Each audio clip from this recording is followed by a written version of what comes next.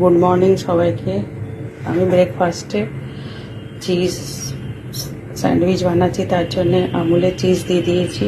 আমুলের cheese দিয়েই বানাই, ওটা ভালো লাগে খেতে। একটু গোলমরিচ দিয়ে দিয়েছি, অল্প একটু নুন দিয়ে দিয়েছি। বাবাজি হালকা নুন খান, বেশি খান না। আর এটা বাচ্চাদের টিফিনেও দিতে পারেন। এই হালকা একটা ব্রেকফাস্ট হয়ে যায়। তাওয়াতে হালকা একটু অলিভ অয়েল দিয়ে দিয়েছি, এবার এটা দিয়ে দেবো আর হালকা করে সেঁকে নেবো। তাহলেই রেডি হয়ে যাবে। খেতে খুবই টেস্টি হয়। সস দিয়ে খেতে পারেন, ধনেপাতার চাটনি, কিংবা শুধু চা দিয়েও খেতে পারেন। খুব ভালো লাগে। সবাই খুব ভালো থাকবেন। Take care, by.